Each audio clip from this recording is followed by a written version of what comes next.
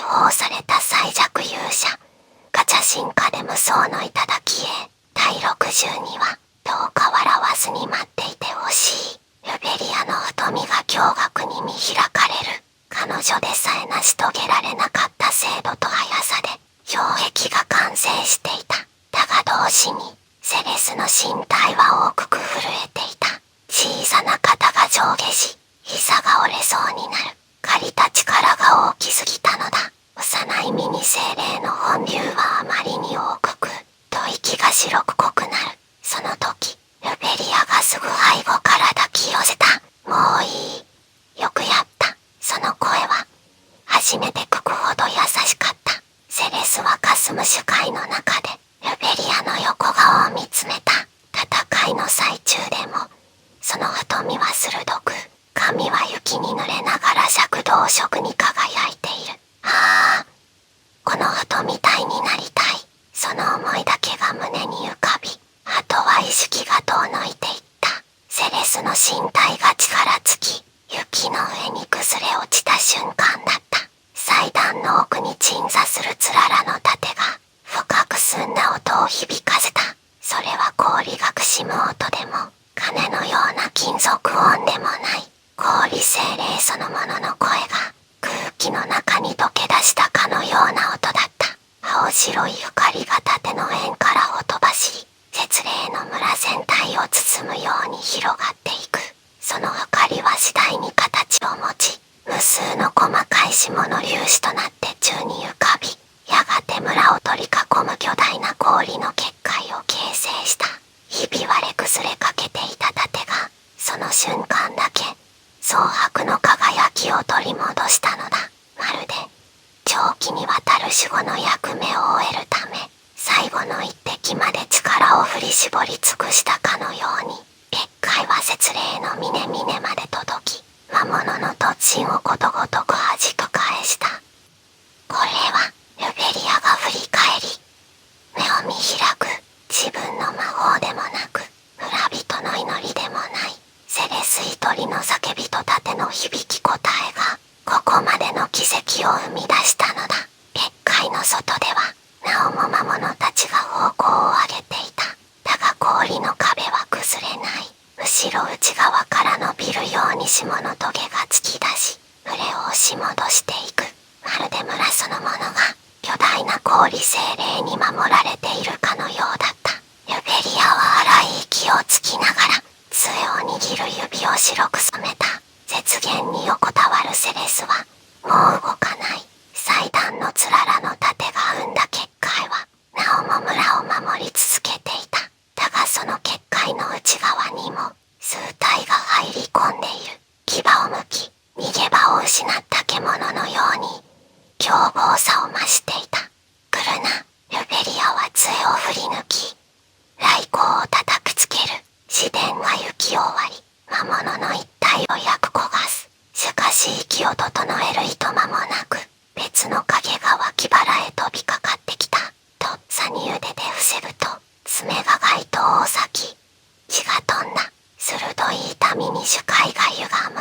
彼女はよろめきながらも杖を突き出し、炎の本流を吐き出させた。爆風が2体まとめて吹き飛ばすが、衝撃で自分も膝をつく。まだ終われない。雪を握りしめ、立ち上がる。息は白く腫れ、胸は痛み、魔力が指先からこぼれ落ちそうだった。それでも足を前へ出した。あときは大きな魔物が、白湯鳴り声とともに背を丸め、突進してくる。ルベリアは後ずさりしながら杖を構え、氷の槍を呼び出す。鋭い氷槍が幾本も生まれ、獣の胸を狙う。しかし獣はそれを砕き、なお勢いを止めない。避けきれない。そう思った瞬間、ルベリアは杖を地面に突き立てて、周囲の雪を渦に変えた。風がうなり、獣の足元を奪う。バランスを崩した隙に、彼女は至近距離から光の槍を叩く込んだ。まばゆい閃光、焦る衝撃、獣が倒れ、ゆく煙が舞い上がる。視界が真っ白にかすむ。耳鳴りが続き、立っているのか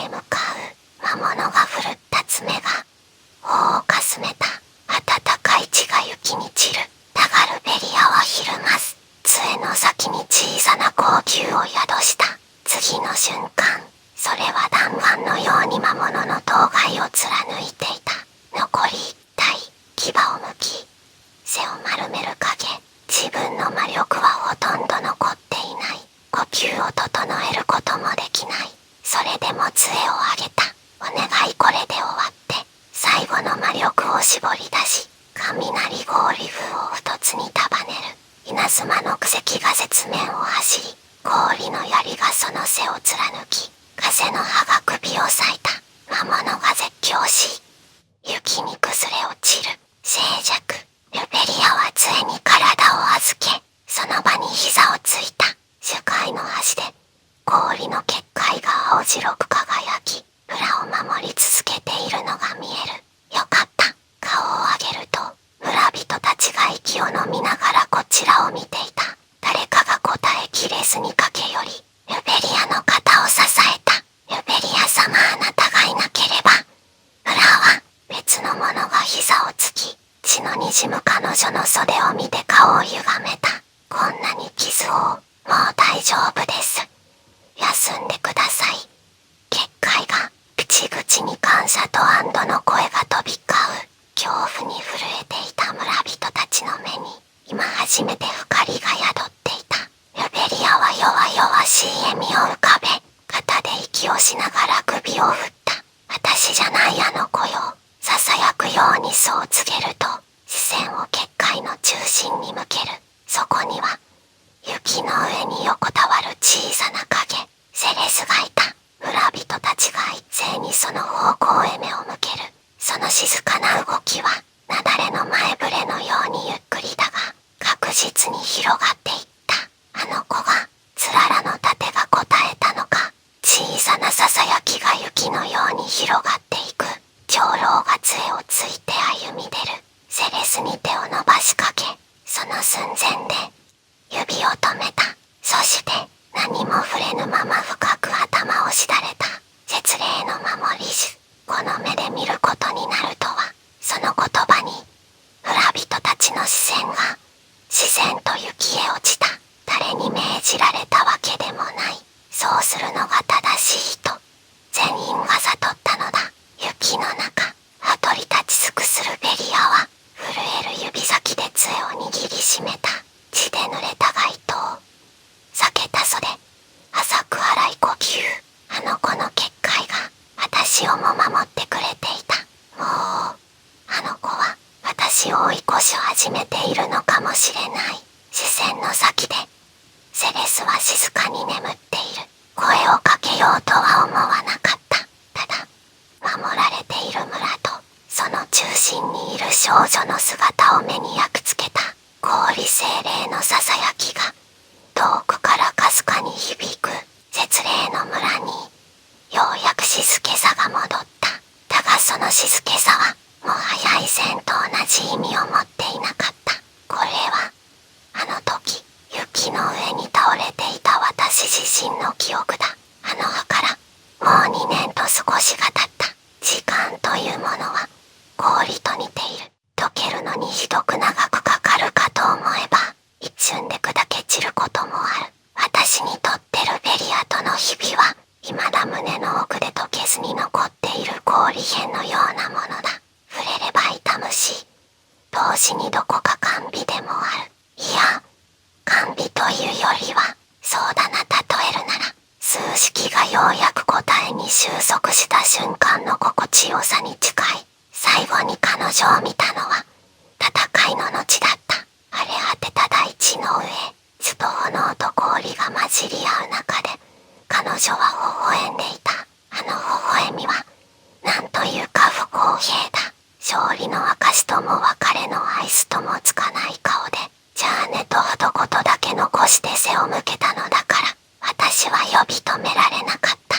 いや、呼び止める方程式が頭に浮かばなかったというべくか。どんな言葉を並べても彼女の歩みを止める係数にはならなかっただろう。彼女は外の世界へ進むことを選んだ人だった。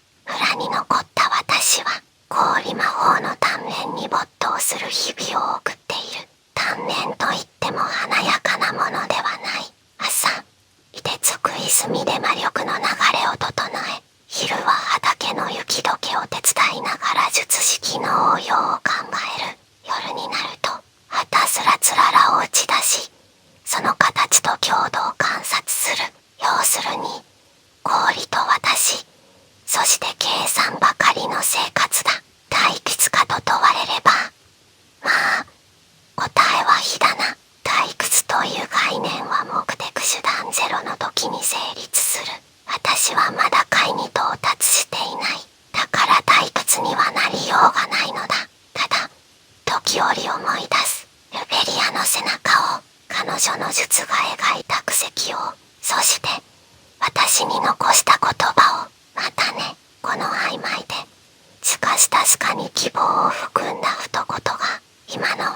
を動かしている。私は彼女に追いつくと決めた。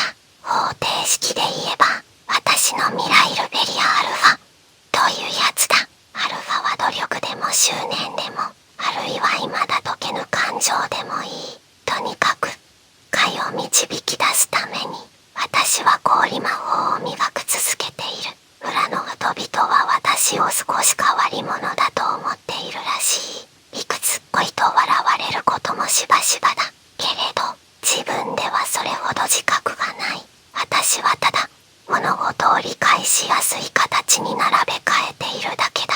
氷の結晶が六角形を選ぶように、私の言葉も自然に数式めいてしまうのだ。まあ正直に言えば時々面倒な性格だなとは自分でも思うけれど、それもまた私という方程式の一部。消去するには惜しい。だってルベリアはそんな私を否定しなかったのだから。そう、彼女は否定しなかった。戦いの最中も、私が理屈を並べ立てた時も、彼女は苦笑しながら受け止めてくれた。あの寛容さがどれほど貴重だったか、今になって思い知らされる。だから私は彼女にもう一度会いたい。ただ再会するだけではない。胸を張ってここまで来たと言える自分でありたい。追いつき肩を並べ、その先で新しい定理を描くたい。いつの日かその言葉を私は何度も心の中で反芻する。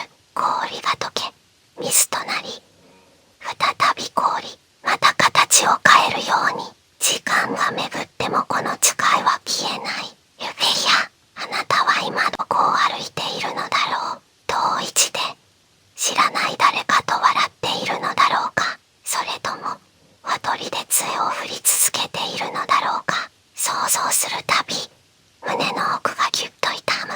でもその痛みは私を立ち止まらせない。むしろ逆だ。あなたの背中を思い出すほど私は足を前に出す。だから今日も私はつららを打ち出す。砕け散る音は未来へと伸びる合図だ。努力私の毎日、結果あなたに届く日。まだ答えは出ていないけれど、必ず解いてみせる。氷魔法を操る少女。